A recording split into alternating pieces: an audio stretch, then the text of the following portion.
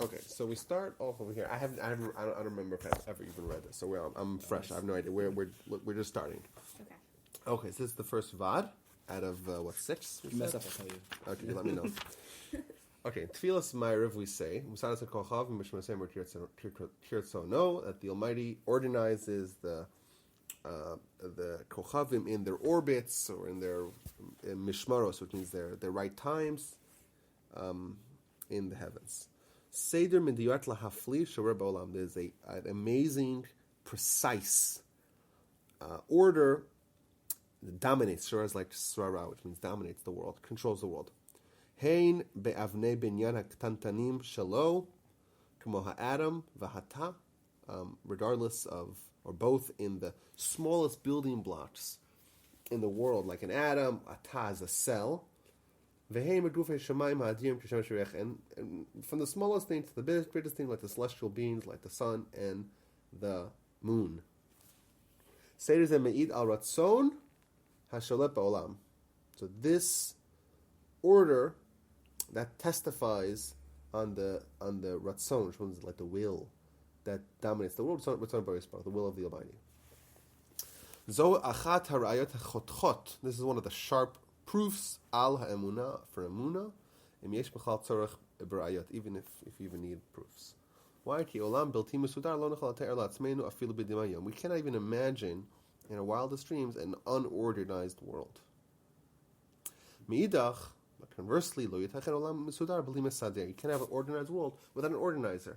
V'hu aborei yisbarach. So he says, interesting, that we could actually look at the world and just see the order, just how everything's so perfect and so organized. And so I was speaking to a doctor, and he was telling me like how, like, when they go into the lab, when they look at like cells or whatever, like it's so perfectly organized and so structured and so perfect, it's just mind-boggling.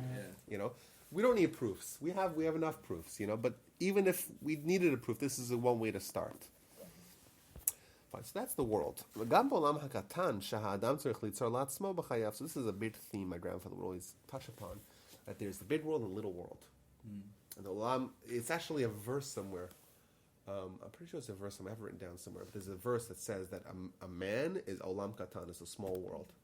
Actually, if you look at the water content in the world and the water content of man, I think it's someone made this calculation that like we're like 70% water, the world's 70% water, something like that. Yeah. But we talk about Tikkun Olam, right? Fixing the world. What does it mean to fix the world? It's to fix the world. The world's broken. Why? Why is the world broken? What's broken about the world? It's pretty fine. It's organized, right? I understand. It's like Fix each world. So there's a big picture, a collective picture, and then there's a small picture. Then there's the individual picture, the individual, and that's us. You know, we're broken. The world's broken, and we're both broken exactly in the same nakuda. The world's broken, exactly the same point. The world is broken because the world is, it's everything's so perfect, everything's so organized, and the idea of God is just. It's not there. It's not present. It's not known to all. It's not ubiquitous. And similarly to us, like we live our lives and we don't demonstrate this idea. So the mission of the Jew, as an individual, the mission of the Jewish nation as a collective, is to fix the worlds. Which worlds? The Olam Katan, the small world, the big world. Wow. And by the way, they're linked together because how do you fix the big world? By fixing yourself, by fixing the little world. Okay, so even in the small world, that person needs to form for himself b'chayav in his life. Yesh makom, there's a place liachas for a connection between seder v'ratzon, between seder, structure, order, and ratzon, and will. So we see like the seder in the world underscores the will of the Almighty. Similarly, in our little world, how so? If we see someone who's organized in his avoda, we see that he has strong willpower. Al-adam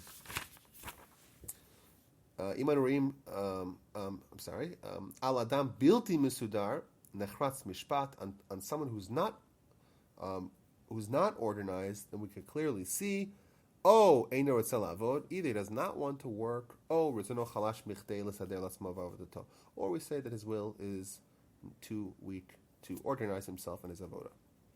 Thus, if we want to look at someone, we want to say how we should assess from their order in their life, in their avoda, what their willpower is. Either that maybe they don't have the will at all, or they have the will, but it's just not strong enough. Because if the will was strong enough, you get your ducks in order, so to speak. Yeah. Okay. V'im b'avodah shel derech eretz hadvarim amurim b'avodat Hashem matach tzram. You see that he's not referring to avodah of avodas Hashem, but even in someone's like work, someone's like desk is disorganized, and someone's like, someone's like work is just they're obviously not interested, right? If you're interested, then you buckle down. Yeah. So it's both like that. Avodah mitit lo tetacheh b'li seder. You cannot have real work or avodah avodas Hashem without seder. Okay. HaSeder Shabbat Gadol Me'id al Chmat Boreh. The Seder that has dominion in the big world, that testifies to the wisdom of the Almighty.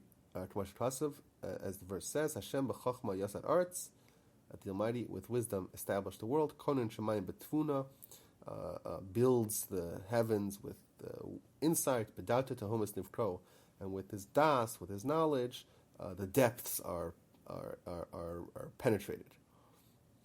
Kachu gam b'alamina katan. So too, it's like that in our small world. In order to stand, literally, it means to establish our seder in this world. We have to use also chachma bina vadas in organizing our seder. Then it will hold up. So saying that Seder is a product of calculated, organized, cognitive thought. You have to be a Masudar. Well, not only that, you have to be very clever in how you're going to organize or establish your Seder. Otherwise, it won't have lasting power. Yishaer efor kol echad lebatzmo. Everyone should estimate to himself, what do I want to achieve, accomplish with my work? So once you know that, once you know that clearly, this is like very simple. It makes a lot of sense. What do you want? Okay, what are you going to do? How are you going to get there? What can I do right now to achieve my goal? And you have to be very koved rosh, which means you have to use you have to be very deliberate in pursuing these two questions. So what you want, how are you going to get there?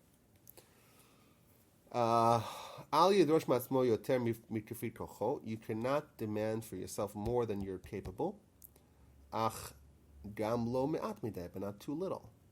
There's a theme that people say, oh, don't push too hard, don't push too hard. I think people are too into the don't push too hard, and often the times that falls in the category of not pushing enough, Yeah.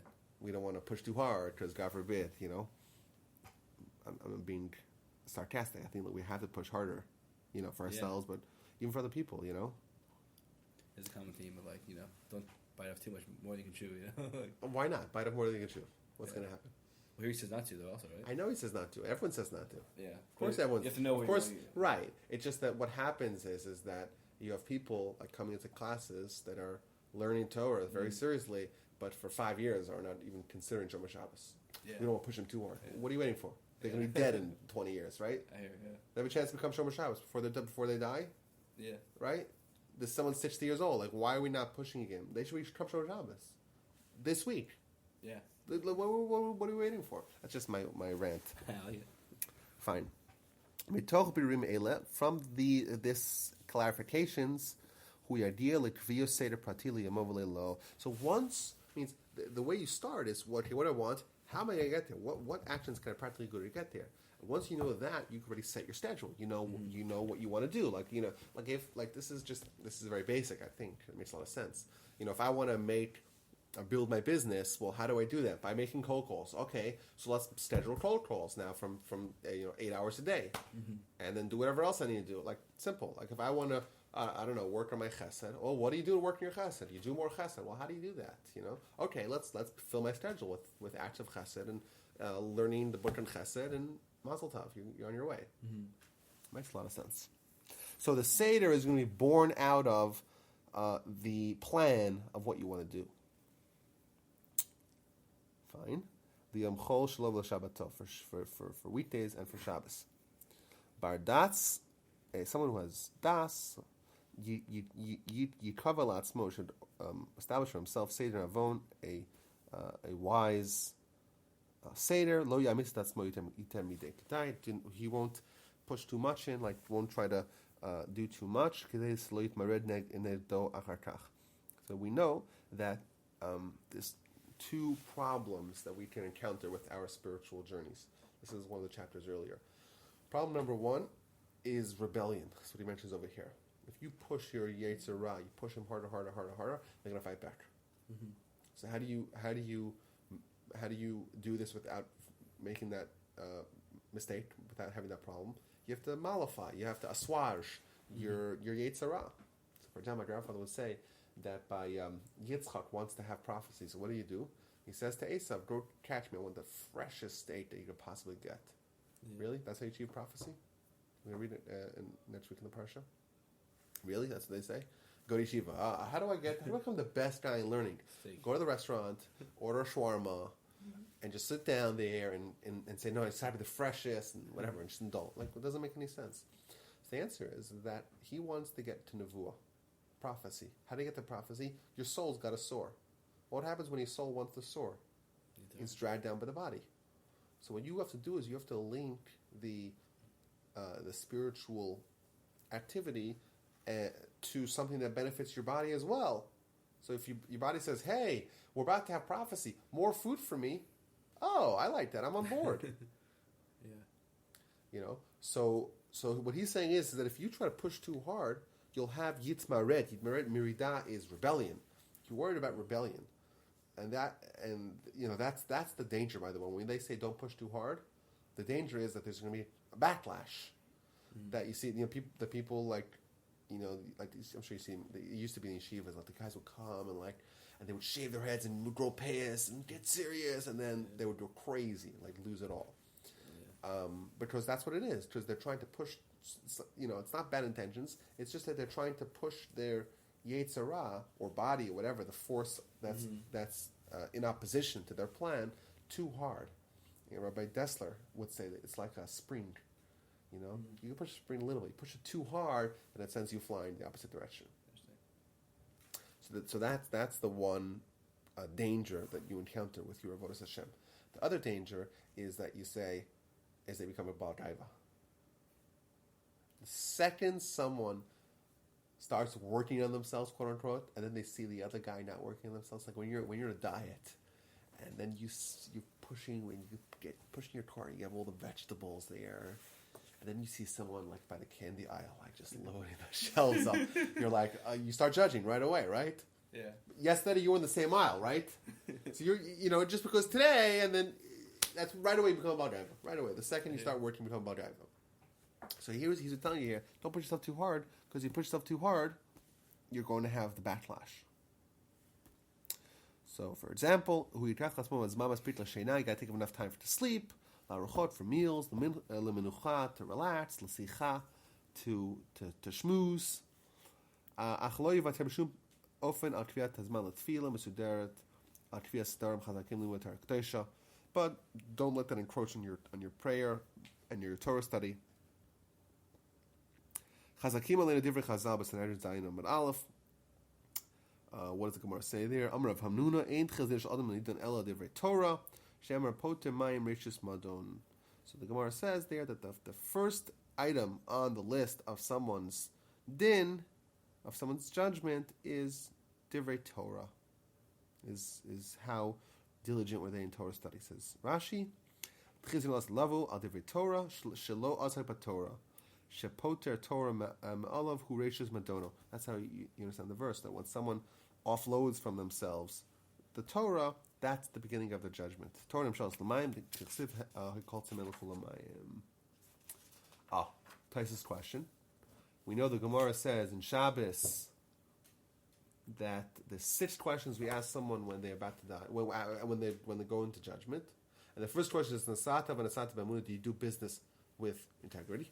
So here, how does the Gemara over here say that the first question we ask is about Torah? The Gemara that says it's about business, and only then is Fatit Torah. So it says Vaad Amrim Perik B'Madlikim that we say the Gemara in Shabbos. Taf Lamed Aleph and Aleph, one of the famous Gemaras in all Shas. That's the Gemara, by the way, that the Gentile comes to Hillel and says, "Teach me all Torah on one leg," and he tells him that you dislike, don't eat your friend. Everything else is commentary. Yeah. Later on in the Gemara, it says, when someone comes to judgment, they ask him 6 questions. Did you study? Do you do Did you do business with integrity? Did you establish time for Torah? Did you Sata B'Ru, Speak Yeshua, right? 6 questions. And so then, so which comes first? So there, it's talking about someone who studies Torah. So if someone studies Torah, the first question is about, did you do business with integrity? And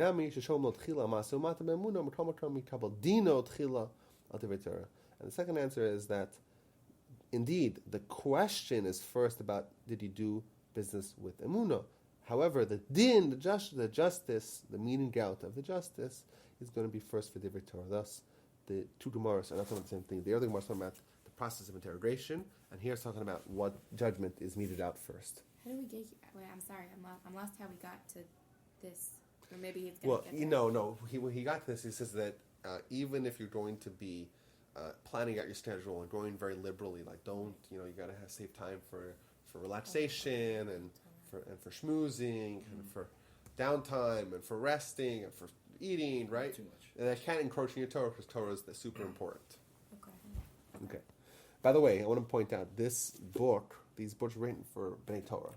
Mm-hmm. So you're like, it's essentially for yeshiva guys. Yeah.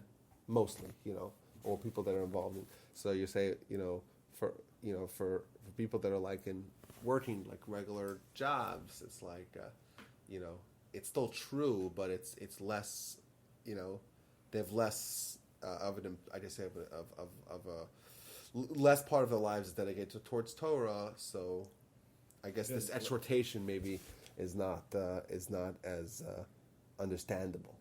Well, it still is. I guess it still is. Okay. Hare, behold. Huh? We also have orange juice and seltzer. Oh, no, orange juice for me.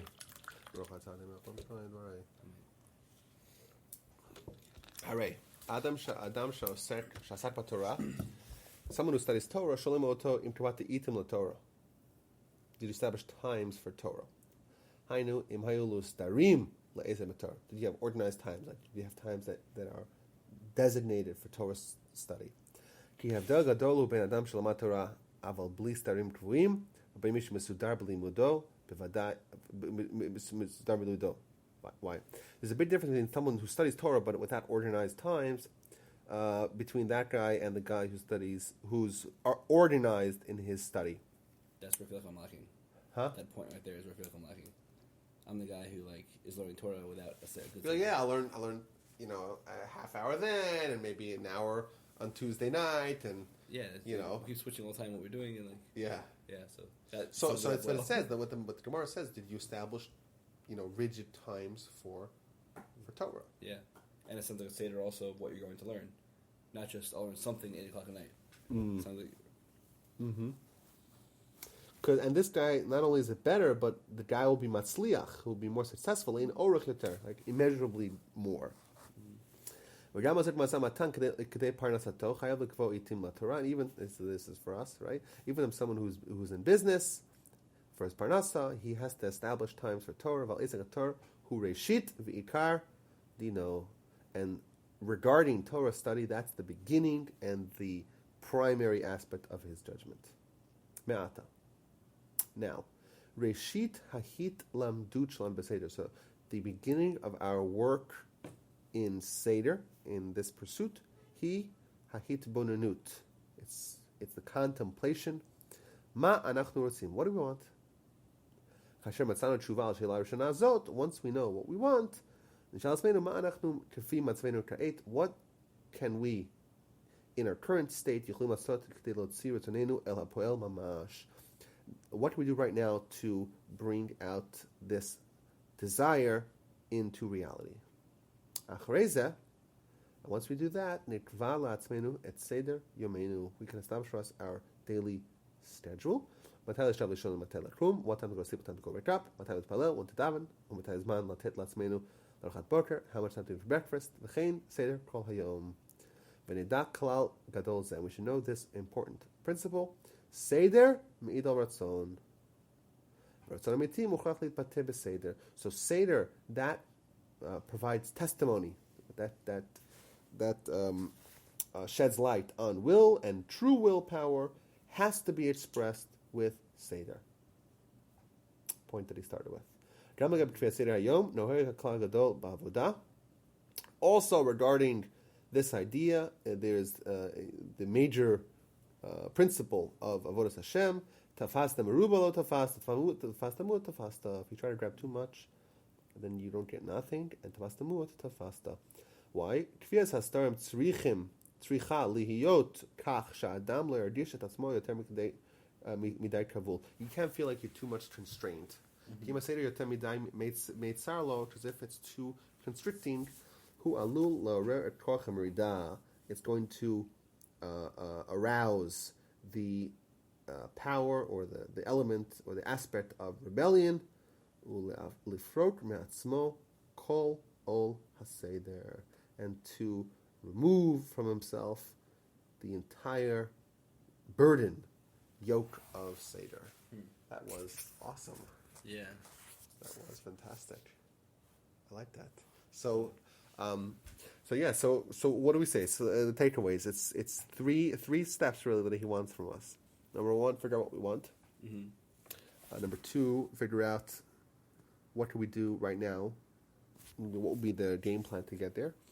And in that prism, establish our daily schedule to try to best achieve those goals and that process. I really, really like this.